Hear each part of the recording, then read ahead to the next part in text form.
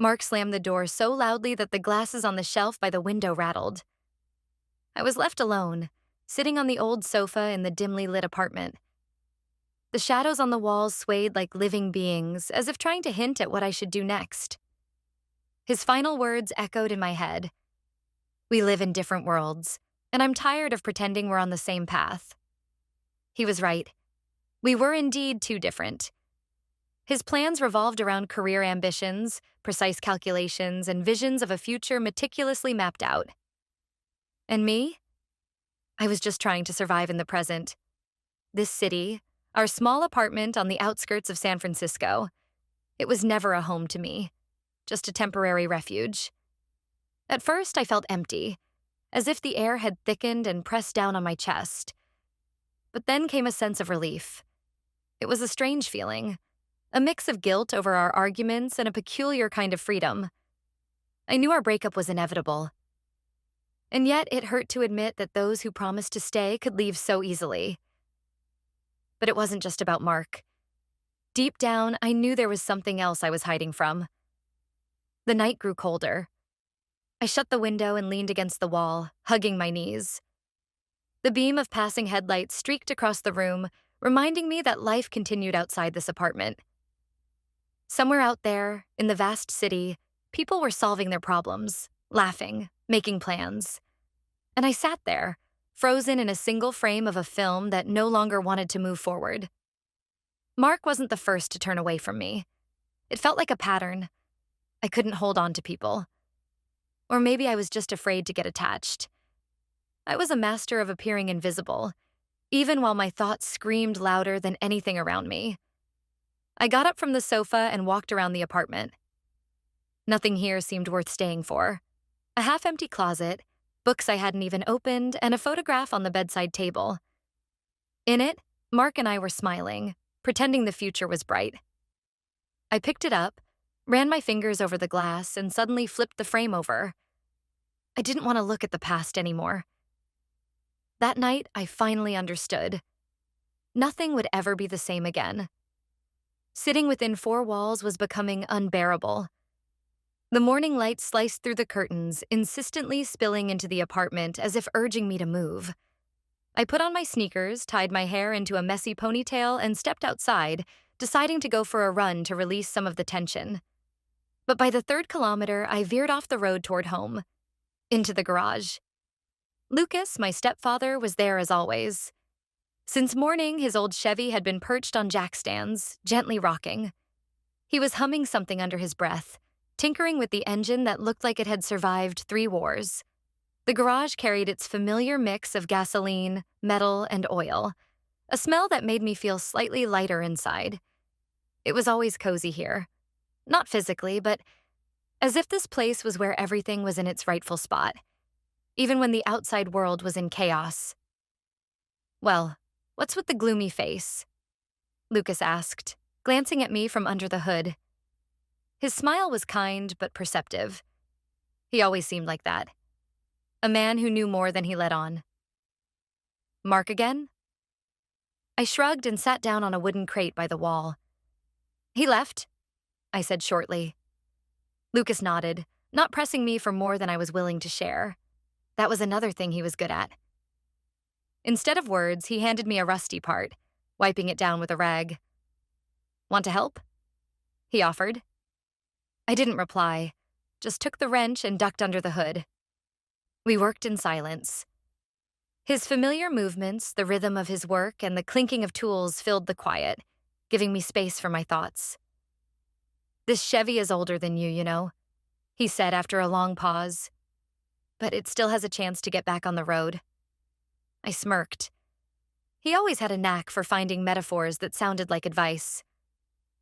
"So, you think even people like me have a chance?" I asked, mock dramatic. "Well, that's up to you," he replied with a smile, though his tone carried an undertone of genuine encouragement, as if he truly wanted me to believe in myself. Those few hours flew by. I could feel the anger, frustration, and disappointment gradually dissolving. Of course, the problem hadn't disappeared, but this moment of peace and comfort felt like a break in the middle of a storm. As I was leaving, Lucas called after me. Sometimes it's better not to wait for life to fix itself. It's better to take what you can and fix it. I nodded, though I had no idea how to do that just yet. The house greeted me with silence, broken only by the occasional drip of water from the kitchen faucet. I tossed my gym bag into the corner, kicked off my sneakers, and froze in the hallway, staring at my reflection in the mirror. The dim light from the bulb cast a tired look on my face, and my eyes appeared strangely empty, as if I were trying to hide something even from myself. It had been a few days since that evening when Lucas drove me home, but the strange feeling that had settled inside me hadn't gone away. It loomed over me like a heavy gray cloud, neither releasing rain nor allowing the sun to shine. I tried to drown it out with tasks, workouts, and routines, but the more I ignored it, the more noticeable it became. Ethan, my younger brother, had long noticed the changes in me. His sharp tongue and knack for observing everything around him had always been part of his personality. But lately, his remarks irritated me more than usual. "You're back late," he said the moment I walked into the living room. His tone carried an air of control. "Were you with Lucas again?" I rolled my eyes, trying to mask my annoyance. "He just gave me a ride. That's all." "Really?" His gaze was piercing, as though he was trying to crack my defenses. He squinted at me, scrutinizing. "You spend a lot of time with him. Honestly, it's kind of weird." A knot tightened in my stomach. Ethan had never been one to hold back. His bluntness grated on me, but now it felt like he was hitting a nerve. I turned away to avoid his gaze. "Lucas is just trying to help. So what?" "You're reading too much into it," I said, my voice sharper than I intended. "Maybe. Or maybe I just notice things you don't want to see," he replied, his eyes never leaving mine. I walked away without responding, retreating to my room and shutting the door. Ethan's words echoed in my mind. He was always straightforward, but this time his comments struck deeper than usual. Maybe because I knew he wasn't entirely wrong. But nothing was happening, right? I was just overthinking, blowing things out of proportion. Still, the feeling of being watched lingered. Every time I went down to the garage or passed by Lucas, I felt a tension in the air. Too many coincidences, too many small details I hadn't noticed before. His jokes, his way of speaking, his steady gaze. Ethan seemed to sense my growing withdrawal. His irritation morphed into sarcastic remarks. "You've changed," he said one evening at dinner, staring at me over his plate. His voice was quiet but edged with caution. "What's that supposed to mean?" I snapped, more to hide my discomfort than out of genuine irritation. "You always said you hated working on cars, but now you spend all your time there. Especially with Lucas," he said, his eyes studying me as though waiting for a reaction. Mom said nothing. She merely glanced at me before slipping back into her thoughts. She was always absorbed in work, and family conversations rarely held her attention. I hoped it would stay that way. But Ethan didn't back down. His words pierced like needles, leaving invisible marks. Maybe he didn't understand how hard things were for me right now? Or maybe he understood too well. Later that night, lying in bed, I thought about how everything had gotten so tangled. When had life stopped being simple? There was a time when I could laugh with Ethan, share my worries with him, but now he felt like an enemy. Or had I made him one, trying to protect myself? I stared at the ceiling, listening to the house's silence. Somewhere downstairs, I heard the garage doors shut. Maybe Lucas was working on something again. Or maybe it was just a sound I'd imagined. That evening, everything seemed ordinary. I got home a little later than planned. The house was quiet. Mom was still at work. Ethan was locked in his room, and the faint light from the garage window was the only sign that Lucas was once again tinkering with his old Chevy. I dropped my bag by the door, reached into my pocket for my phone, and realized I had left the charger behind. "Damn," I muttered and headed to the garage where I had left it earlier that morning. The garage door was slightly ajar, a weak beam of light spilling out from inside. The familiar smells greeted me: oil, metal, and the faintly sweet scent of an old car interior. Lucas was sitting on the workbench, staring pensively at some part in his hand. He looked up when I walked in. "Forget something?" he asked, his voice calm, almost routine. Almost. "My phone charger," I replied, glancing around. He nodded toward the table, and there it was, lying amidst scattered tools. As I stepped closer to retrieve it, I felt his gaze linger on me. For too long. "You look good today," he said suddenly. I froze. The comment threw me off balance, completely out of place. I managed to mumble something like, "Thanks," and tried to leave, but he stood up from the bench and took a step toward me. "You know, I appreciate that you're always here, that you try to make things right in our family." His voice softened, almost a whisper. "I'm just trying to be helpful," I said with a shrug, staring down at my sneakers. My insides twisted uncomfortably. I wanted to leave, but my feet felt glued to the floor. "We're all trying, but you're special. Do you know that?" he continued. The words hung in the air. He took a step forward, and before I could say anything, he kissed me. "This isn't right," I exhaled, stepping back. "Sorry. I just—" He started, but I didn't let him finish. "Don't. Just forget it happened," I said, forcing my voice to stay steady. I ran out of the garage, nearly tripping over the threshold. My chest was a storm of fear, anger, and confusion. The house felt alien to me. Every corner, every object seemed to stare at me, silently condemning me for what I had just let happen. Since that evening, I avoided the garage and Lucas. Every time he tried to talk to me or cross paths in the house, I found a way to slip away. My room became my refuge, but even behind the closed door, I couldn't find peace. My thoughts spun endlessly. Blaming myself, excusing myself, blaming myself again. A relentless cycle. Ethan, as usual, was more observant than I wanted him to be.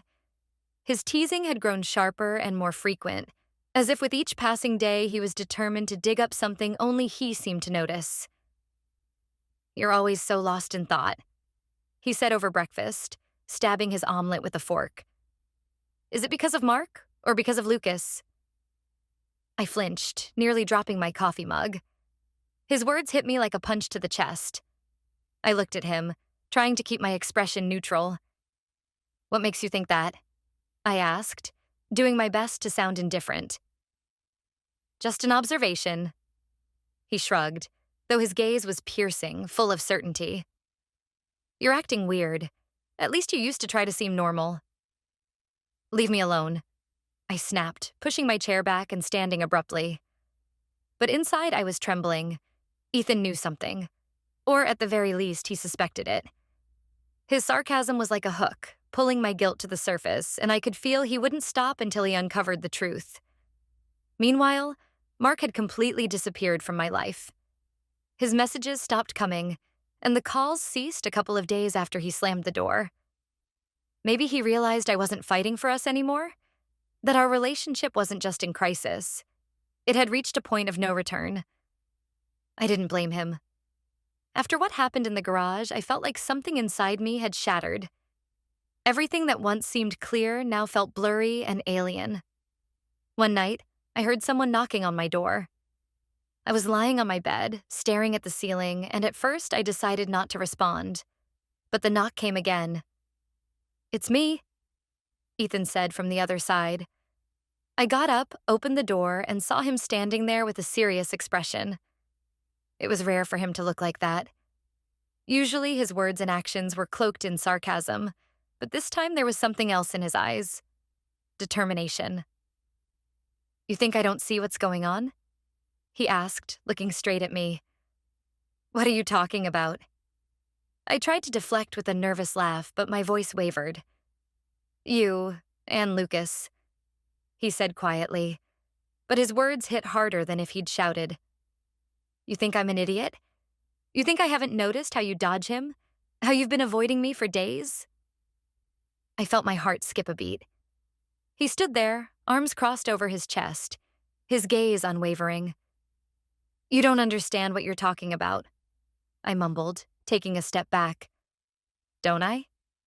Ethan smirked, but there was no trace of humor in his expression. You know, in this family, Mom might be too busy to notice what's going on, but I see everything. I didn't know what to say. It felt like all the words had vanished from my mind. Instead, I slammed the door in his face and leaned against it, feeling my hands tremble. His words echoed in my head. I see everything. He knew, or at least he suspected. And that meant the secret I'd been trying so hard to keep was no longer mine alone. Ethan no longer tried to talk to me directly, but his demeanor grew darker and more brooding. Every time we ended up in the same room, I could feel his tense gaze following my every move, as if he were trying to piece together something he didn't fully understand yet. I tried to ignore him, but it was impossible. A few days later, I was in my room, staring blankly at a textbook but not reading a single word. My thoughts wandered far away, returning again and again to what had happened in the garage. I wanted to convince myself it was just an awkward moment, something I could erase from memory. But my inner voice told me otherwise. A knock on the door brought me back to reality.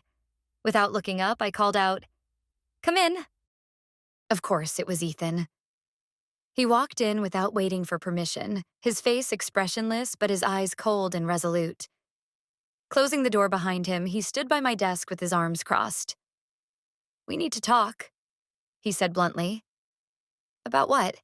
I asked, feigning surprise. But deep down, I already knew this was the conversation I had been dreading. "You know what?" he said. "You can keep pretending, but I'm not an idiot." "I really don't know what you're talking about," I replied, trying to sound indifferent. But my hands betrayed me, trembling slightly. He stepped closer, sitting on the edge of my bed and leaning forward to meet my eyes. "You think I don't notice how you avoid Lucas? How you look after coming back from the garage?" he began. "I saw you stay there late that night. Do you think I didn't notice anything?" My chest tightened. Panic surged through me like an icy wave. I opened my mouth to speak, but the words caught in my throat. "Ethan, I started, but he cut me off. "Don't," he said firmly. "You can deny it all you want, but I can see something's wrong." "This isn't your business," I blurted out, finally finding my voice. "Just stop." "It is my business because it affects our family," he countered.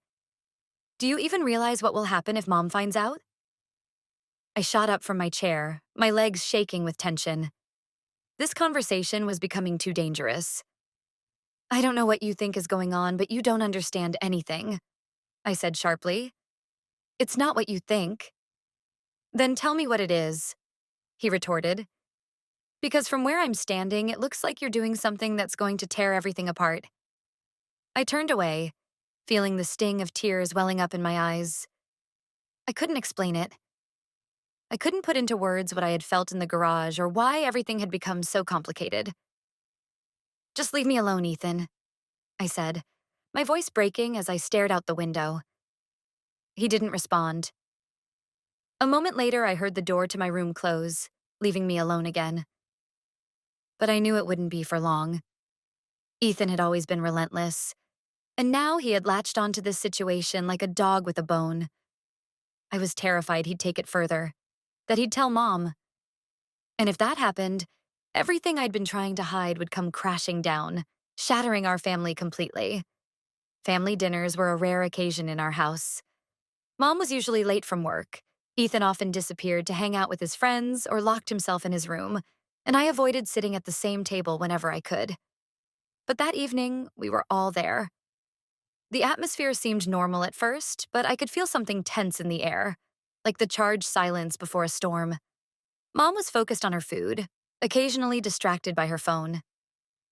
Lucas sat across from me, chatting casually with Ethan about mundane things. His tone was calm, even friendly, but I couldn't look at him. Every gesture, every inflection in his voice reminded me of that evening in the garage. And Ethan? He was uncharacteristically quiet, which only made me more nervous. "You're awfully quiet tonight," Mom said, turning her attention to Ethan. "Is something wrong?" "No, nothing," he replied, but his voice sounded off. He set down his fork and looked directly at me. Although, maybe something did happen. I froze.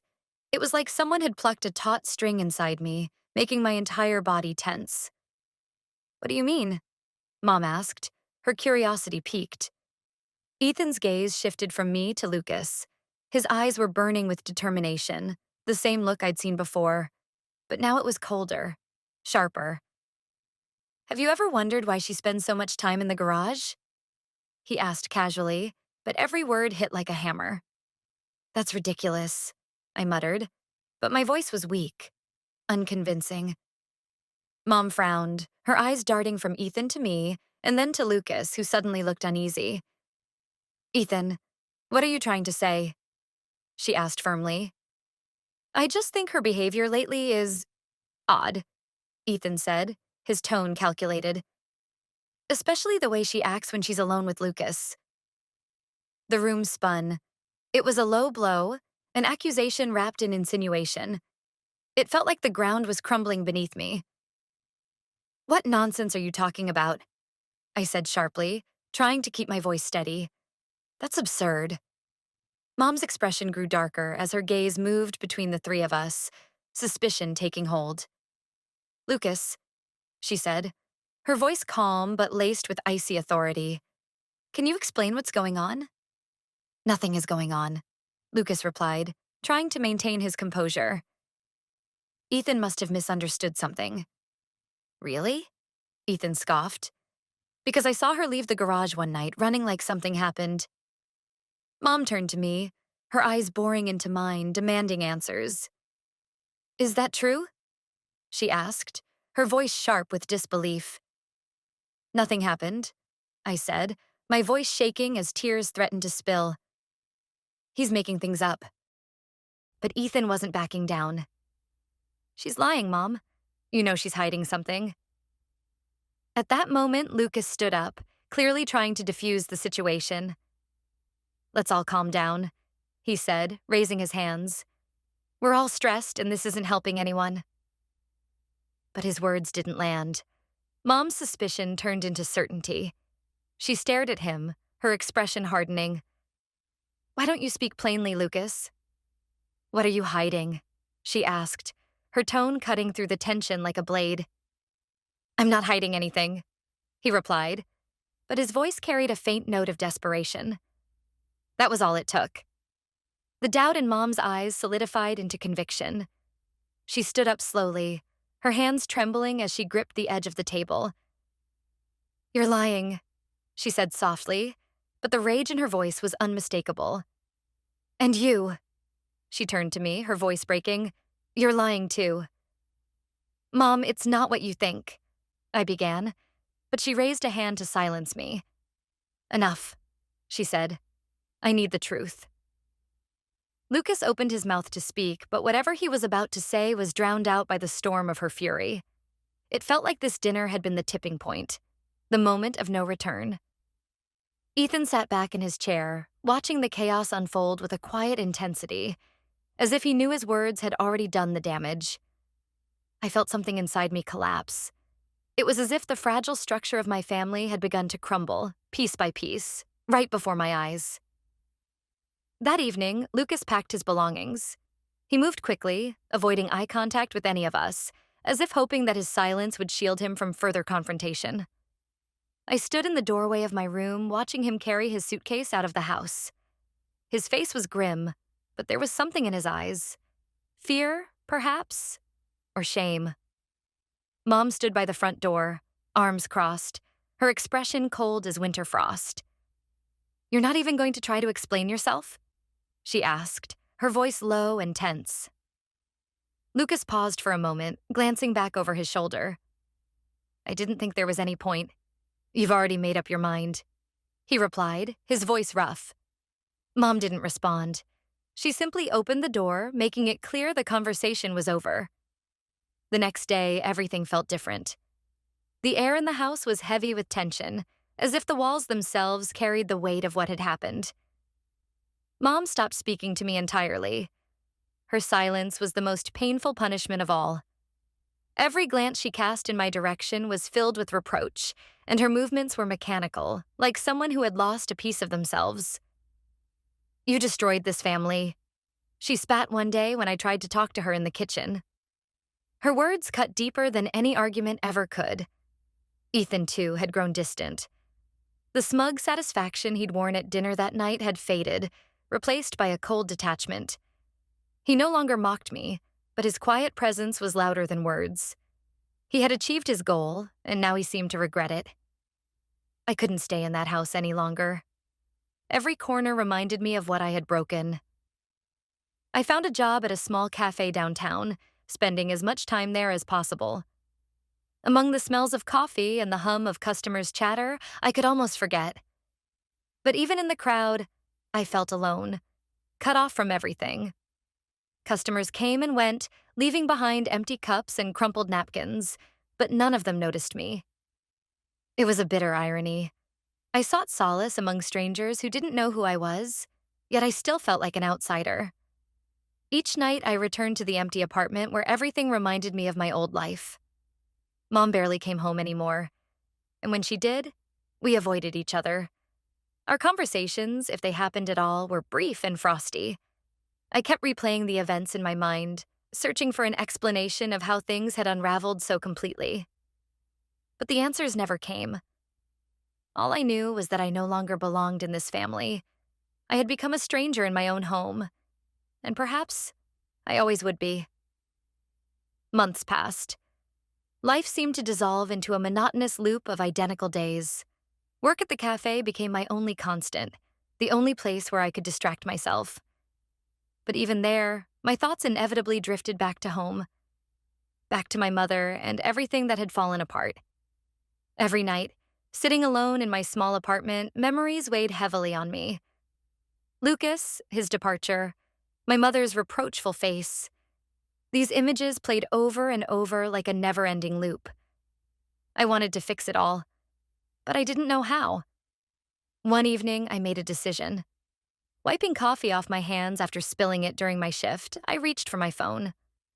Mom's number was still saved in my favorites, but I hesitated for what felt like an eternity before pressing the call button. Finally, I mustered the courage and did it. Hello? Her voice was cold, sharp, like a winter wind. Hi, Mom, I began, feeling my chest tighten. I wanted to talk. About what? She asked curtly.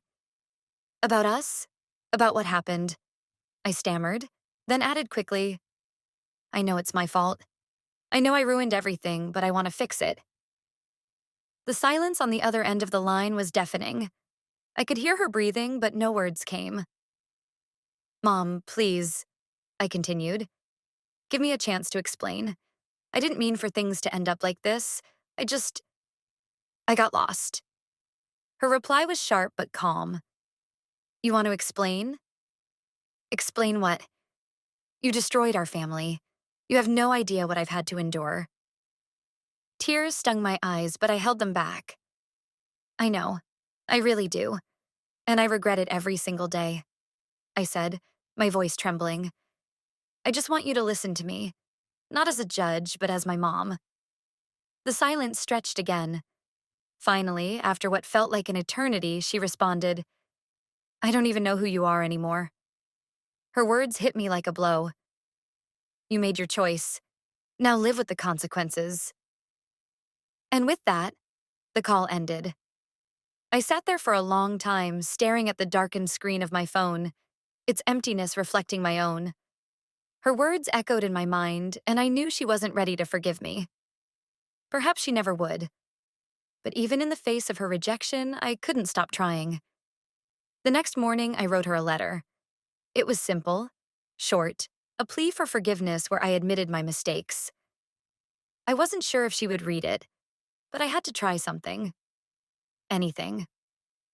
Days passed without a response.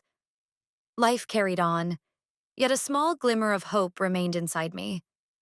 Tiny but persistent, it burned like a fragile candle in the darkness. Several weeks had passed since I sent the letter to my mom. There was no reply. Perhaps she had read it and decided to remain silent, Or maybe it still sat unopened on a table somewhere. I stopped trying to call her, but every evening I caught myself checking my phone, hoping for even the shortest message.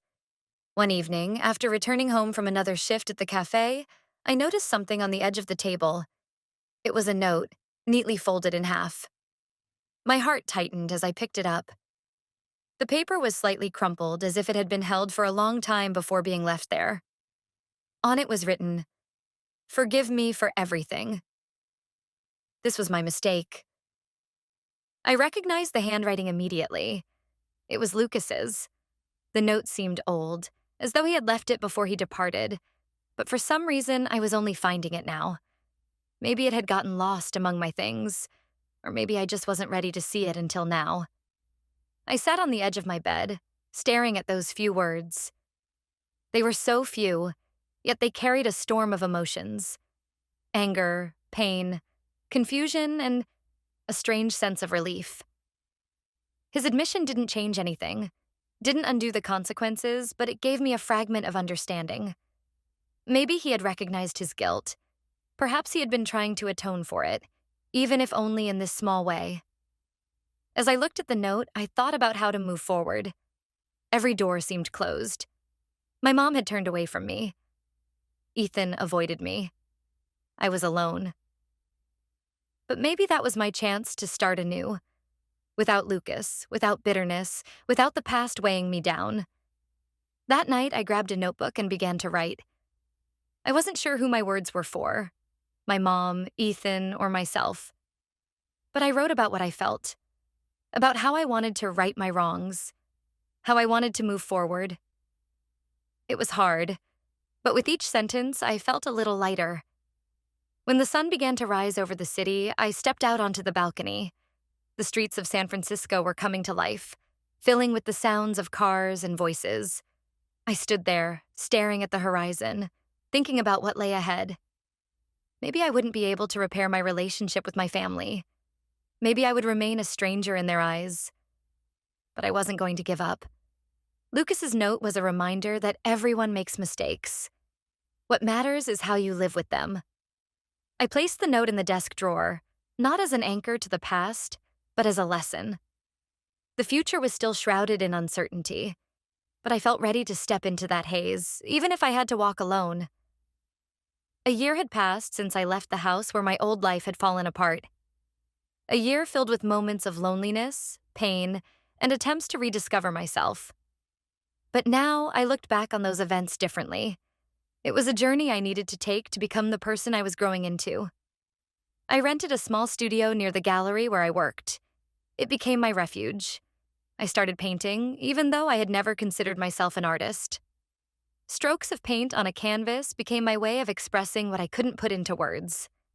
Sometimes my paintings were vibrant, reflecting moments of joy that had managed to find me during the year. Other times they were dark, filled with shades of gray, reminiscent of the life I used to lead. One of those paintings caught the attention of a local art critic. It was a landscape, a lake at sunset, a wooden cabin on the shore, and the water reflecting it all. When he asked what inspired me, I simply smiled and said, "It's a part of me I left behind." That was the truth, though not the whole truth. The painting was my farewell to the past, to what could no longer be part of my life. One sunny day, I was walking along the city's waterfront. People strolled, laughed, and ate ice cream. Life was bustling around me. But for the first time in a long while, I didn't feel like an outsider in the chaos. I stopped by a bench and looked at the water gently lapping at the shore. In that moment, I felt that the world was becoming a bright place again, a place where I could belong. My phone buzzed in my pocket. It was a message from an unfamiliar number. I opened it, and my heart skipped a beat as I read, "Anna, I hope you found your happiness. I still think about that lake, but now I realize that some feelings are better left in the past. You taught me so much. Thank you. Take care. Jamie." I read the message a few times, then simply smiled. It didn't bring the pain that thoughts of the past used to trigger. It was a warm goodbye, free of bitterness. I finally understood that his words no longer hurt me. They just existed as a part of a story that had already ended. That evening, I returned to my apartment, opened the window, and breathed in the cool evening air. I thought about how far I had come in the past year. I was no longer searching for answers in the past. I had begun to rebuild my life. And though there was still so much uncertainty ahead, it no longer scared me. It inspired me. My story hadn't turned into a fairy tale with a perfect ending, but it was real. And I realized that this, being true to myself, was real freedom.